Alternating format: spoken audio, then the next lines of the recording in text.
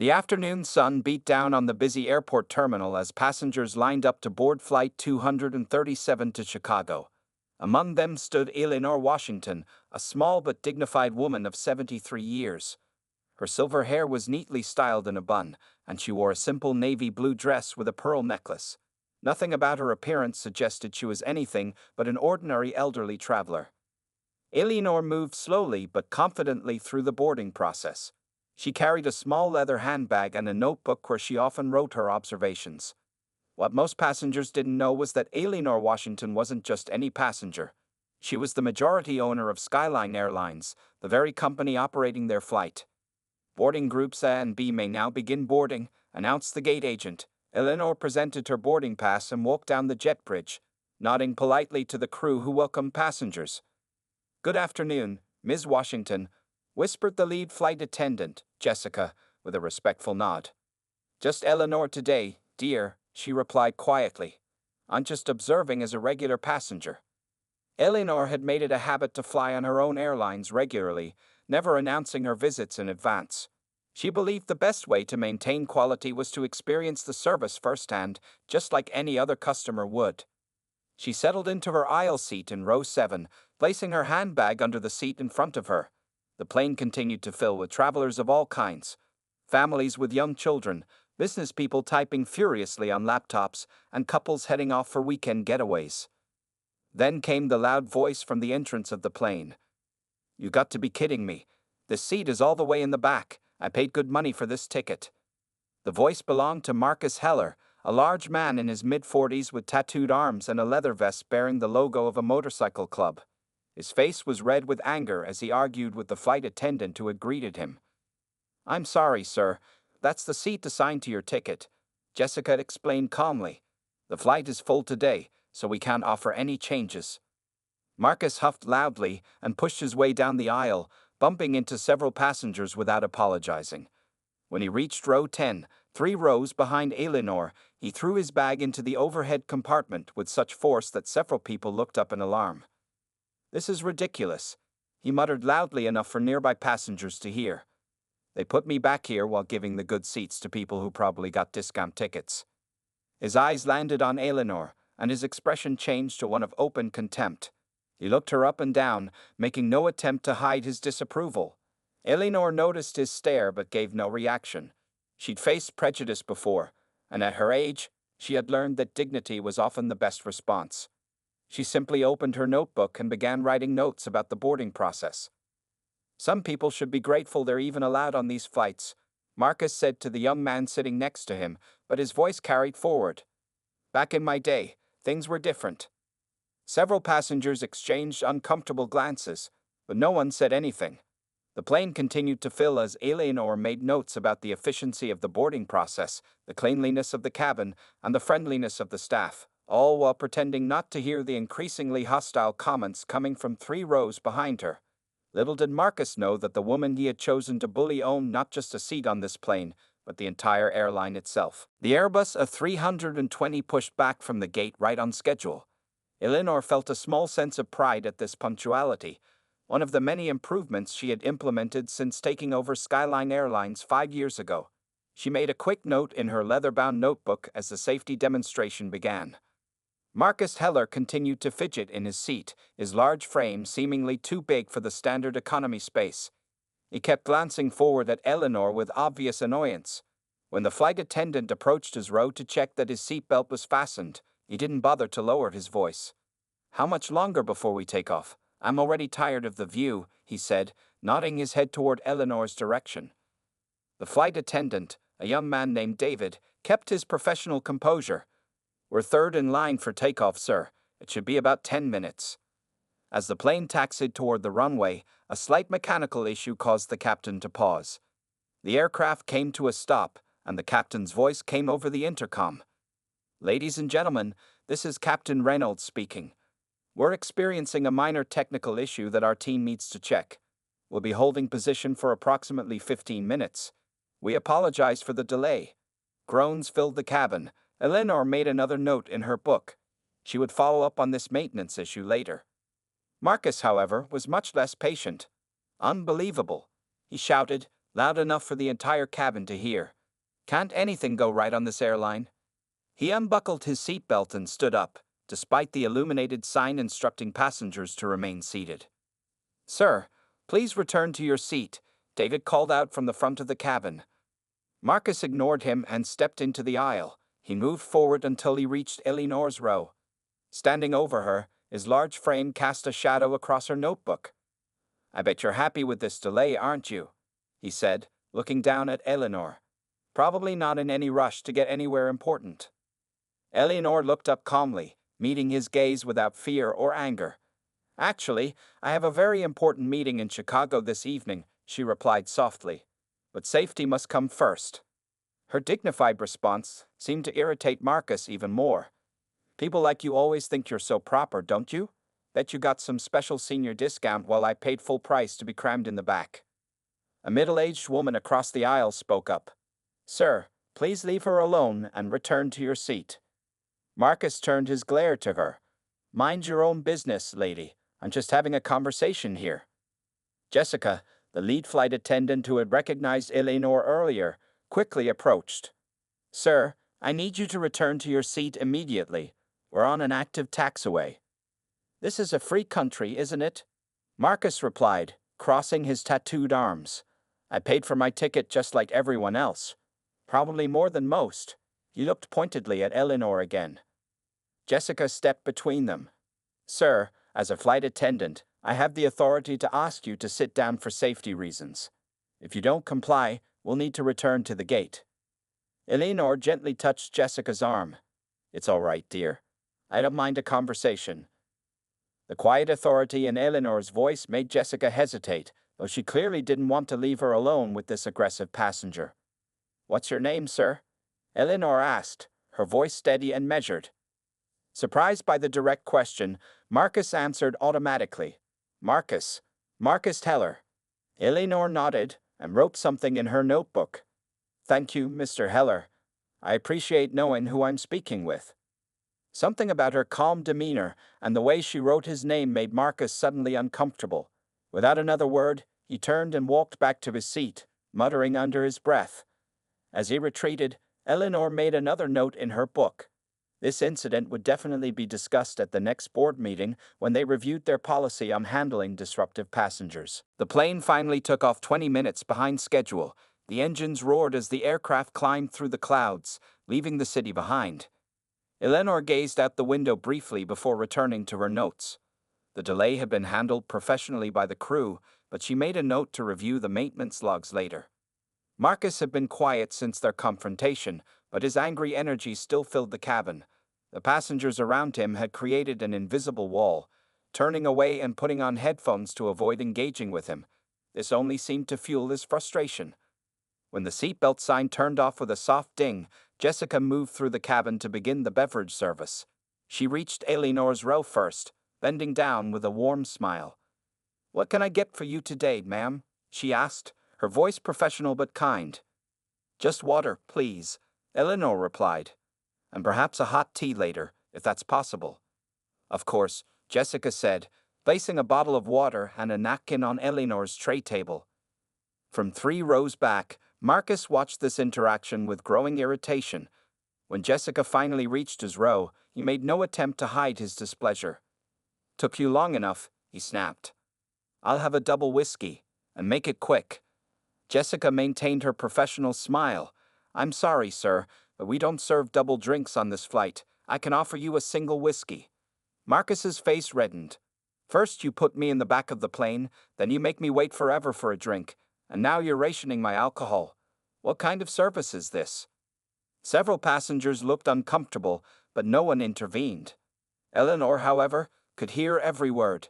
She made another note in her book, her handwriting neat and precise despite the slight turbulence. Jessica handed Marcus his single whiskey without commenting on his behavior. As she moved on, he took a large gulp and continued to mumble complaints to anyone who would listen. 30 minutes into the flight, Eleanor pressed the call button. David responded quickly, leaning down to hear her request. "May I have that hot tea now, please?" she asked politely. "Certainly, ma'am. I'll bring it right away," David replied. Marcus snorted loudly from his seat. Must be nice to get special treatment, he called out, his voice slightly slurred from the whiskey. Some folks think they deserve to be waited on hand and foot. Eleanor didn't respond. She simply waited patiently for her tea, watching how the other passengers reacted to Marcus's behavior. Most were doing their best to ignore him, though some exchanged concerned glances. David returned with a cup of hot tea and placed it carefully on Eleanor's tray table. Here you are, ma'am. Be careful, it's very hot. Thank you, young man, Eleanor said with a smile. You're very kind. Before David could move away, Marcus called out again. Hey, I need another drink down here. Or do some passengers get priority service? David nodded politely to Eleanor and then made his way back to Marcus. I'll be happy to get you another drink, sir, but I need to remind you that we expect all passengers to maintain respectful behavior during the flight. Marcus leaned forward, his voice dropping to a dangerous tone. Are you saying I'm being disrespectful? I'm just pointing out that some people on this plane seem to think they're better than others. He gestured toward Eleanor's direction. Sir, we treat all our passengers with equal respect, David replied firmly. I'll get your drink, but please keep your voice down. As David walked away, Eleanor took a small sip of her tea. She had built Skyline Airlines from near bankruptcy to one of the most successful regional carriers in the country. She had faced discrimination throughout her career, as a woman, as a black person, as someone who had grown up poor in the South. None of Marcus's behavior was new to her. What Marcus didn't realize was that Eleanor Washington had dealt with men like him her entire life, and had overcome far worse to become the powerful businesswoman she was today. The irony of his choosing to bully the owner of the very airline he was flying on was not lost on her. She simply made another note in her book and waited for the situation to unfold. The flight continued through patches of light turbulence. Outside the windows, the afternoon sun glinted off the aircraft's wing as it cruised at 36,000 feet. Most passengers had settled into their routines. Some watching movies on the seatback screens, others reading books or working on laptops. Eleanor sipped her tea slowly, reviewing the service notes she had made so far. She was pleased with how the crew handled the delay and the general cleanliness of the cabin. In the margins of her notebook, she sketched ideas for a new customer satisfaction initiative she planned to introduce at the next executive meeting. Marcus had finished his second drink and was becoming increasingly restless. The alcohol had only heightened his agitation. When Jessica passed by his row again, he grabbed her wrist, stopping her. I need to change seats, he demanded. I shouldn't have to sit back here. Jessica gently but firmly removed her wrist from his grip. I'm sorry, sir, but as I explained during boarding, the flight is completely full today. There has to be something available in first class, Marcus insisted, his voice rising again. I'll pay the difference. Our first-class cabin is also at capacity, Jessica replied, maintaining her professional tone despite his aggressive behavior. I must ask you to remain in your assigned seat for the duration of the flight. Marcus stood up suddenly, causing Jessica to step back. He was a full head taller than her, his presence intimidating in the narrow confines of the aircraft cabin. I want to speak to someone in charge, he demanded. This is unacceptable. The commotion caught the attention of other passengers. A businessman in a suit 2 rows ahead turned around with a frown. Sir, please sit down. You're disturbing everyone. Marcus pointed a finger at him. Stay out of this. Then he gestured toward Eleanor. I shouldn't have to sit behind her kind while other people get better treatment. A shocked silence fell over the nearby rows. Eleanor stopped writing but didn't turn around. She had heard comments like this throughout her life, in schools, in boardrooms, even in the bank where she had gone to secure the loan that allowed her to purchase her first shares in Skyline Airlines 15 years ago. David hurried back from the front of the plane, joined by another male flight attendant named Michael. The two positioned themselves in the aisle, creating a barrier between Marcus and the rest of the cabin. Sir, Michael said firmly, I need you to lower your voice and return to your seat immediately. Or what? Marcus challenged, his face flushed with anger and alcohol. What are you going to do at 36,000 feet? If necessary, we'll divert this aircraft to the nearest airport and have you removed by security, Michael replied calmly but with clear authority. That would inconvenience everyone on board, so I strongly suggest you comply. Several passengers began recording the confrontation with their phones. Marcus noticed this and seemed to hesitate, suddenly aware of how he might appear in viral videos the next day. Eleanor closed her notebook and finally turned in her seat to face the situation. Her expression remained calm and dignified as she addressed the flight attendants. "Is there a problem?" she asked simply. David glanced at Eleanor with concern. "Everything is under control, ma'am. Please don't worry." Marcus pointed at Eleanor. "The problem is that some people don't know their place anymore." "In my day." "In your day, what exactly?" interrupted a young woman sitting across from Marcus. "It's 2025, not 1950. Sit down and be quiet." Other passengers nodded in agreement, their collective disapproval now evident. What had started as one man's inappropriate behavior had evolved into a cabin-wide situation. Jessica moved to the aircraft phone and quietly called the cockpit. After a brief conversation, she hung up and approached the standoff again. "The captain has been informed of the situation," she announced, her voice carrying through the cabin. "He wants to remind everyone that interfering with crew member duties or engaging in discriminatory behavior against staff or passengers is a federal offense." Marcus looked around at the many disapproving faces and phone cameras pointed in his direction. His bravado seemed to deflate slightly, though his expression remained defiant. "Fine," he muttered, dropping back into his seat. "But I'm filing a complaint about this entire situation when we land." Little did he know that his complaint would eventually reach the very woman he had been harassing. The atmosphere in the cabin remained tense after Marcus reluctantly returned to his seat. Passengers exchanged whispers and concerned glances, while the flight attendants moved through the cabin with extra vigilance. Jessica had stationed herself closer to Marcus's row, keeping a watchful eye on the situation while trying not to escalate it further. Eleanor returned to her notebook, but instead of continuing her service notes, she wrote a different kind of entry. She detailed the incident with precise, factual language, noting times, specific comments, and how the crew had responded. This wasn't just for her company records. Eleanor believed in addressing problems directly. About 30 minutes later, the aircraft encountered some moderate turbulence. The seatbelt sign illuminated with a soft ding, and Captain Reynolds's voice came over the intercom. "Ladies and gentlemen, we're experiencing some bumpy air. Please return to your seats and fasten your seat belts. Flight attendants, please suspend service and secure the cabin." Eleanor put away her tray table and fastened her belt. The plane dipped and shuddered as it passed through a pocket of rough air. A few nervous gasps came from around the cabin. Marcus, who had been dozing after his drinks, awoke with a start at a particularly strong jolt. "What the hell?" he exclaimed loudly. "Just turbulence, sir," David explained as he moved quickly down the aisle, checking that everyone was complying with the captain's instructions. "Nothing to worry about." The plane dipped again, more severely this time. A child began crying a few rows ahead. Eleanor remained calm, her hands folded neatly in her lap, her expression serene despite the bumpy ride. Marcus, however, was not handling the turbulence well. Each bounce of the aircraft seemed to increase his agitation. When a particularly strong jolt hit, he gripped his armrest so tightly his knuckles turned white. His face had lost its angry flush and now looked pale and clammy. "Is this normal?" he asked, his voice having lost its previous bravado. "Is something wrong with the plane?"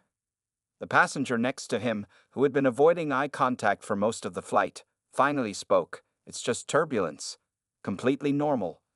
Marcus wasn't convinced. When Jessica passed by, he reached out again, this time with desperation rather than aggression. "I want to speak to the pilot," he demanded, his voice shaky. "I need to know if we're in danger." Jessica's expression softened slightly at his obvious fear. "The captain is busy flying the aircraft safely through this turbulence, sir. I assure you, this is completely normal and not dangerous." "But what if—" Marcus was interrupted by another strong jolt that sent an unattended cup rolling down the aisle. Eleanor watched this exchange with interest. Fear often revealed a person's true character. The man who had been so bold and aggressive was now showing vulnerability. She made another note in her book. The cabin phone rang, and Jessica answered it. After a brief conversation, she hung up and approached Eleanor's row, leaning down to speak quietly. "Ms. Washington, the captain would like a word with you. He's asking if you could come to the cockpit briefly when the turbulence subsides." Eleanor nodded. of course. Marcus, who was still watching Jessica intently, overheard this exchange. His fear temporarily forgotten, he unbuckled his belt and stood up despite the illuminated sign. "Why does she get to talk to the captain?" he demanded loudly. "I asked first." Michael rushed over. "Sir, the seatbelt sign is on. You need to sit down immediately." "No, this is discrimination," Marcus shouted, now drawing attention from the entire cabin again. "She gets special treatment while I'm ignored. What makes her so important?" The plane chose that moment to pass out of the turbulent air, the ride suddenly smooth again. In the silence that followed, Captain Reynolds' voice came over the intercom. "Ladies and gentlemen, we've cleared the rough air. The seatbelt sign will remain on for a few more minutes as a precaution. Also, I've been informed of a situation in the cabin that needs addressing." There was a pause, and then the captain continued, his voice now carrying a note of authority that wasn't there before. "Would Flight Attendant Jessica please escort Ms. Washington to the cockpit?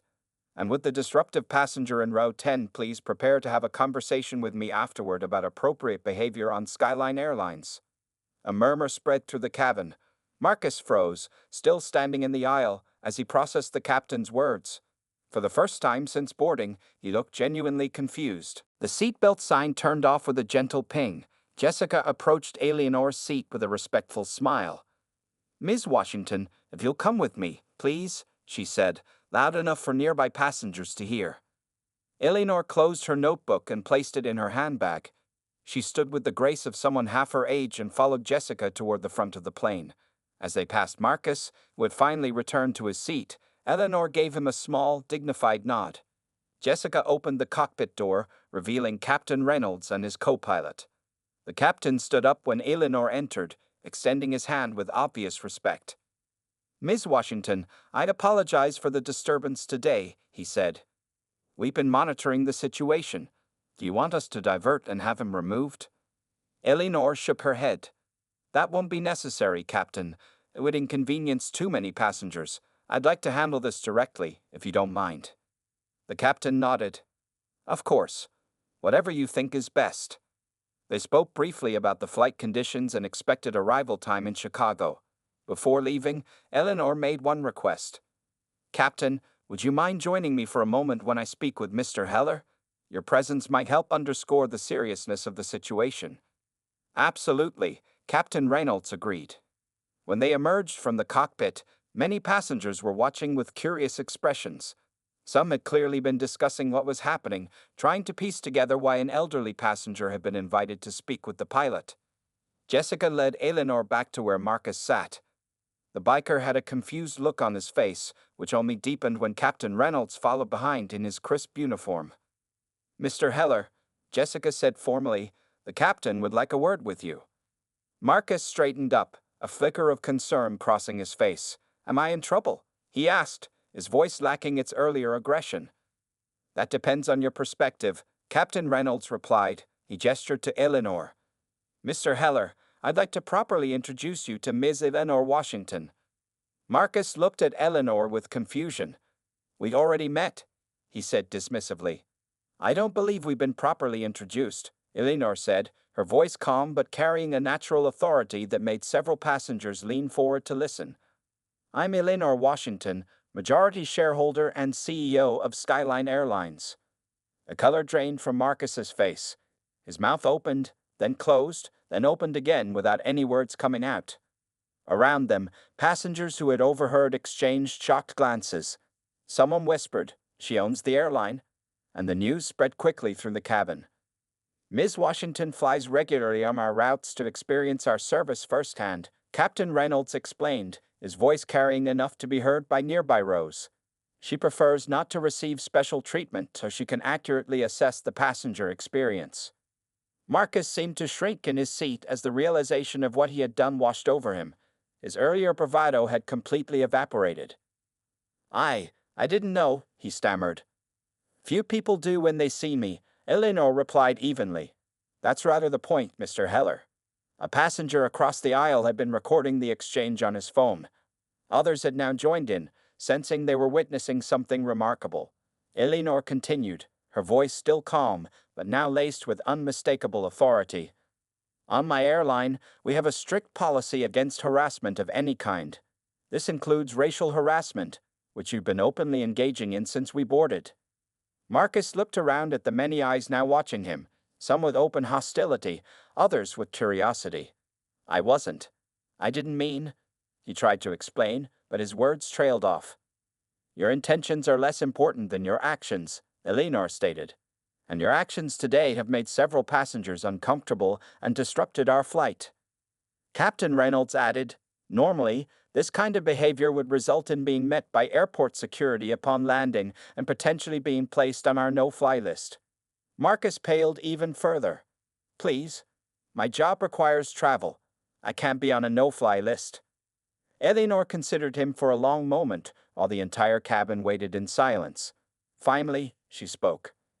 Everyone deserves a chance to learn from their mistakes, Mr. Heller. When we land in Chicago, I'd like you to join me for a conversation about respect, dignity, and the consequences of judging people based on appearance. The tension in Marcus's shoulders eased slightly, though his embarrassment remained evident. Yes, ma'am, he replied, his voice barely above a whisper. As Eleanor turned to walk back to her seat, spontaneous applause broke out across the cabin. Passengers who had witnessed Marcus's behavior throughout the flight were clearly satisfied to see justice served in such an unexpected way. The remainder of the flight proceeded without incident.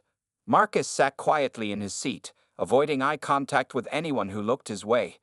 The videos of the confrontation had already spread throughout the plane, with passengers discreetly showing each other the footage they had captured. Some had even managed to send the videos to friends and family using the plane's Wi-Fi service. Eleanor returned to her seat and resumed making notes in her book. She had experienced discrimination many times in her life, but rarely had she been in a position to address it so directly. The incident would become a valuable teaching moment, not just for Marcus but for Skyline Airlines as a whole. As the plane began its descent into Chicago, Jessica made her way through the cabin checking that tray tables were up and seats were in their upright positions. When she reached Eleanor, she leaned down to speak quietly. Ms. Washington, we've contacted airport security as per protocol. They'll be meeting the flight. How would you like us to proceed with Mr. Heller? Eleanor glanced back toward Marcus, who was staring out the window with a troubled expression. Tell security I'd like to speak with him in our airline's private lounge before any decisions are made, she replied. And Jessica, please thank the crew for handling this situation professionally. Everyone did exactly as they should have. Jessica smiled warmly. It's an honor to have you on board, ma'am. The entire crew feels the same way. The landing was smooth, touching down exactly on schedule despite the earlier delay. As the plane taxied to the gate, the captain's voice came over the intercom one final time. Ladies and gentlemen, welcome to Chicago O'Hare International Airport. Local time is 4:45 p.m. and the temperature is 68 degrees. Please remain seated until we reach the gate and the seatbelt sign has been turned off. There was a pause before he continued. I'd also like to thank you all for flying Skyline Airlines today. We're particularly honored to have had our founder and CEO, Ms. Eleanor Washington, on board with us. We'd hope her presence has inspired the respectful and dignified service we aim to provide to all our passengers. Another round of applause broke out in the cabin. Several passengers turned to look at Eleanor, some with new understanding in their eyes. She acknowledged them with a modest nod, never one to seek attention. When the seatbelt sign finally turned off, passengers began gathering their belongings and preparing to deplane. Eleanor remained seated, allowing others to exit first. Marcus also stayed in his seat, clearly dreading what would come next. As the last regular passengers filed out, 2 airport security officers entered the plane. They spoke briefly with Jessica, who pointed toward Marcus. Mr. Heller, one of the officers called, we need you to come with us, please. Marcus stood slowly, collecting his small carry-on bag. His earlier swagger was completely gone. As he moved toward the front of the plane, Eleanor also stood and gathered her things. Officers, she said as they reached her row, I'm Eleanor Washington, CEO of Skyline Airlines. Mr. Heller will be accompanying me to our executive lounge before any further action is taken. The security officers immediately recognized her name. Of course, Ms. Washington, we'll escort both of you. As they walked through the terminal, Marcus kept his head down, The contrast between his large, tattooed frame and Eleanor's small, elegant figure drew curious glances from other travelers.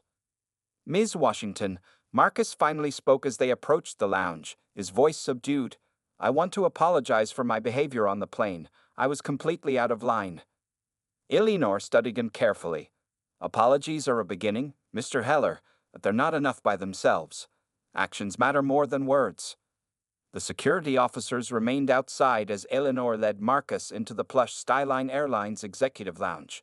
The staff immediately recognized their CEO and rushed to accommodate her. "Please bring us some coffee," Eleanor requested, "and ensure we're not disturbed for the next 30 minutes. As they sat down in a quiet corner of the lounge, Eleanor opened her notebook to a fresh page. "Now, Mr. Heller," she said firmly, "let's talk about respect, prejudice, and second chances, because I believe everyone deserves an opportunity to become better than they were yesterday." Marcus nodded silently, his usual confidence replaced by genuine remorse as he prepared to face the consequences of his actions. 6 months had passed since the incident on Flight 237. The Chicago skyline glittered in the morning sun as Eleanor Washington sat at her large desk on the top floor of Skyline Airlines headquarters. She reviewed the quarterly reports with satisfaction. Passenger complaints were down 23%, and customer satisfaction scores had reached an all-time high. A knock at her office door interrupted her thoughts. "Come in," she called. Jessica, who had been promoted to head of in-flight services after Eleanor had noticed her excellent handling of the situation with Marcus, entered with a tablet in hand. "The new staff training video is ready for your approval, Ms. Washington," she said, placing the tablet on Eleanor's desk. "And your visitor has arrived. He's waiting in the conference room." Eleanor nodded. "Thank you, Jessica. I'll be there shortly." After Jessica left, Eleanor took a moment to reflect on the changes that had occurred since that fateful flight. The video of her confrontation with Marcus had indeed gone viral, garnering millions of views across social media platforms. While Eleanor had never sought publicity, she recognized an opportunity when she saw one. Rather than simply banning Marcus Heller from Skyline Airlines, she had offered him a choice: face legal consequences for his behavior or work with the airline to develop a new anti-discrimination program. To everyone's surprise, including his own, Marcus had chosen the latter. Eleanor gathered her notebook, the same one she had used on the flight, and made her way to the conference room. When she opened the door, Marcus stood up immediately. He looked remarkably different from the aggressive man on the plane. His hair was neatly trimmed, and he wore a button-down shirt instead of his leather vest. "Good morning, Ms. Washington," he greeted her with genuine respect. "Good morning, Marcus. Please sit down," Eleanor replied, taking her seat at the head of the table. "How are the regional training sessions going?" For the past 3 months, Marcus had been traveling to different Skyline hubs, sharing his story with airline staff as part of their new Respect in the Skies initiative. His honest account of his behavior and subsequent change of heart had proven surprisingly effective.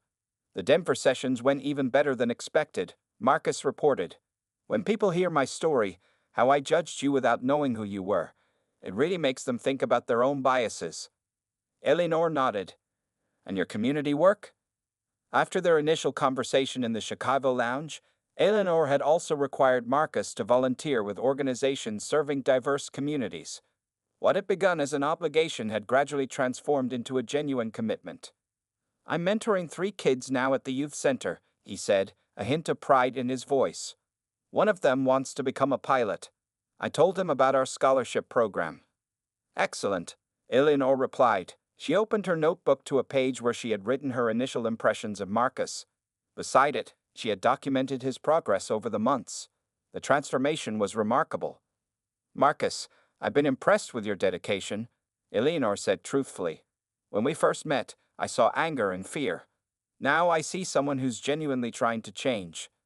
Marcus looked down at his hands for a moment before responding. "My grandfather would have been ashamed of how I acted that day," he admitted. "He raised me better than that. Somewhere along the way, I let bitterness take over. Working with you and the airline, it's helped me remember who I really am." Eleanor smiled. "The program has been so successful that the board has approved expanding it. We'd like to offer you a permanent position as our community relations specialist.